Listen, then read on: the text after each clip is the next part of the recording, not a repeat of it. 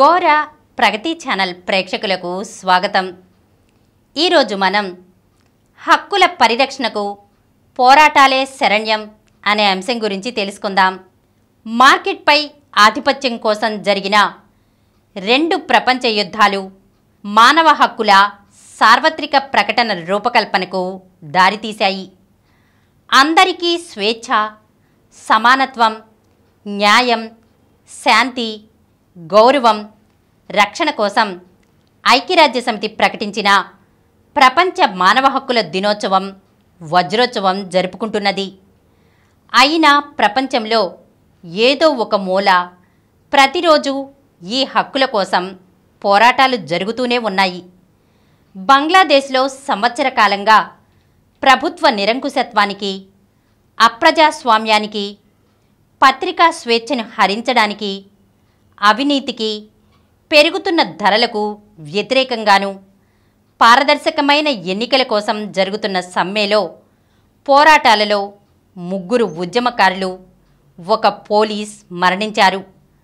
ఐర్లాండ్లో దాదాపు దాని జనాభాలో 1% సమానంగా తరలివచ్చిన శరణార్థులను బహిష్కరించడం గురించి, స్థానిక ప్రజలకు నివాసాల ఏర్పాటు గురించి ఏడాదిగా ఆందోళనలు జరుగుతున్నాయి. మరోపక్క ఆ శరణార్థుల ఆశ్రయాల కోసం కూడా ఆందోళనలు జరుగుతున్నాయి. గాజాపై ఇజ్రాయిల్ చేస్తున్న అమానవీయ దాడులకు వ్యతిరేకంగా ప్రపంచవ్యాప్తంగా అనేక చోట్ల నిరసన ప్రదర్శనలు జరిగాయి. స్వయంగా ఇజ్రాయిల్ ప్రజలే యుద్ధాన్ని ఆపాలి అంటూ తమ భిన్నాభిప్రాయాన్ని వ్యక్తం చేశారు. పాలస్తీనా ప్రజలకు మద్దతు తెలిపారు. నెతన్యాహు ప్రభుత్వం ఈ ఆందోళనలు చేస్తున్న మహమ్మద్ బరాక్ లాంటి ఉద్యమకారులను అక్రమంగా నిర్బంధించింది. యుద్ధాన్ని వ్యతిరేకిస్తున్న పత్రికలను రద్దు చేసింది.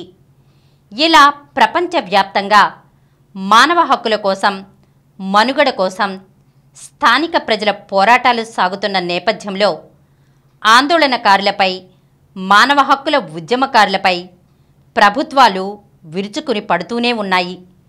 ఇలా నిరంకుశంగా వ్యవహరించడంలో భారత ప్రభుత్వము తీసిపోలేదు. ప్రపంచ సంతోష సూచికలో 126వ స్థానంలోనూ, పత్రికా స్వేచ్ఛలో 161వ స్థానంలోనూ, ప్రపంచ శాంతి సూచికలో 135వ స్థానంలో, లింగ వివక్షతలో 135వ స్థానంలో, ఆకలి సూచికలో 107వ స్థానంలోనూ ఉన్నది. వీడెం సంస్థ సర్వే భారతదేశాన్ని ఎన్నికల నిరంకుశత్వం గల రాజ్యంగా వర్గీకరించింది. ఎందుకంటే ప్రజాస్వామ్యంపై అనేక కోణాల నుండి ఆంక్షలు విధించబడుతున్నాయి. కొన్ని ప్రజా సమూహాలకు వాక్ స్వాతంత్ర్యం కరువవుతున్నది. మత రాజకీయాలు, కుల రాజకీయాలు పెరుగుతున్నాయి. భిన్నాభిప్రాయంపై దాడులు జరుగుతున్నాయి. జాతీయ హింస వ్యతిరేక ప్రచార సంస్థ 2020 జూన్ 29లో ఇచ్చిన రిపోర్ట్ ప్రకారం 2019లో రోజుకు 5 చొప్పున 1731 పోలీస్ కస్టడీ మరణాలు సంభవించాయి. వీరంతా దుర్బలమైన వారు, దళితులు, ముస్లింలు మరియు ఆదివాసీలు. 2020లో జాతీయ క్రైమ్ రిపోర్ట్ బ్యూరో ప్రకారం మతపరమైన అల్లర్లలో 62 మంది చనిపోయారు. ఈ ఉద్యమంలో పాల్గొన్న ఉద్యమకారులపై ఉపచట్టంతో దేశద్రోహం కేసులు పెట్టడం, వారి నివాస ప్రాంతాలను, దుకాణాలను, ఆస్తులను బుల్డోజర్లతో ధ్వంసం చేయడం చూశాం. 2023 మే 3న మణిపూర్లో చోటు చేసుకున్న హింసాత్మక ఘర్షణల్లో 175 మంది మరణించారు, 118 మంది గాయపడ్డారు. ఈ మారణకాండలో మైనారిటీ జాతికి చెందిన మహిళలను నగ్నంగా ఊరేగించి, బలాత్కరించి హత్య చేశారు. 2002లో గుజరాత్లో జరిగిన అల్లర్లలో అధికారిక లెక్కల ప్రకారం 1044 మంది చనిపోయారు.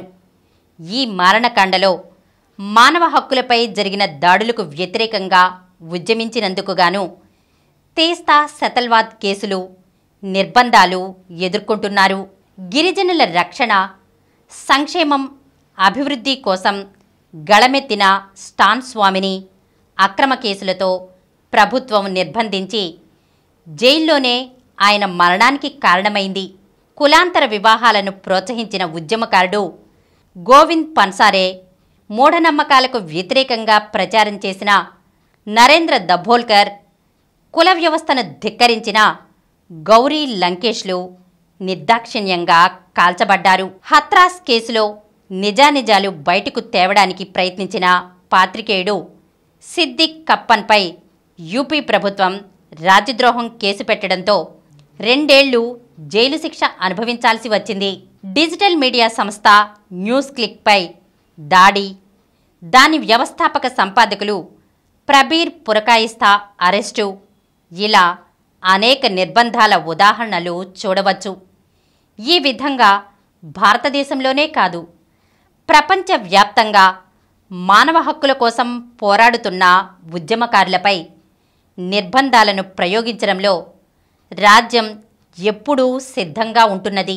పోరాటం జరుగుతున్న ప్రాంతాలను చీకటిమయం చేస్తూ ప్రపంచానికి ఏమీ తెలియకుండా దూరం చేసి ఇంటర్నెట్లు, విద్యుత్ ఆపివేసి మీడియాను నియంత్రించి అన్ని రకాల నిర్బంధాలను ప్రయోగిస్తున్నది. మానవ హక్కుల హననం ఏ విధంగా జరుగుతున్నదో పై ఉదంతాలు తెలియజేస్తున్నాయి.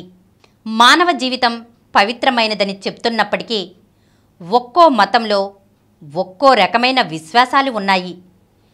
ఈ మానవ జీవితాన్ని సంపూర్ణంగా జీవించే హక్కు ప్రతి ఒక్కరికీ ఉంది. ఆధునిక మానవ హక్కులు మానవతావాదంతోనే కాపాడబడతాయి. గతంలో కొందరికే ఉన్న ఓటు హక్కు, ఆస్తి హక్కు పోరాటాలతోనే అందరికీ అందాయి.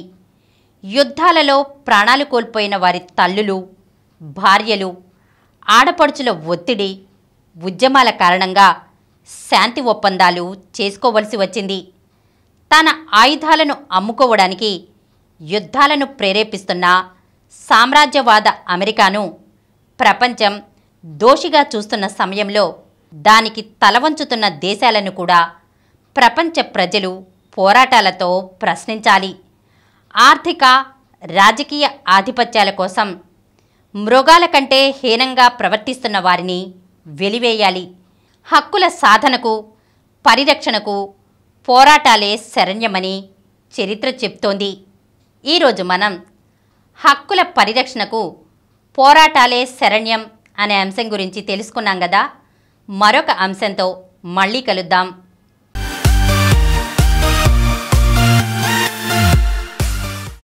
ఈ కార్యక్రమం మీకు ఎంతో నచ్చింది కదా.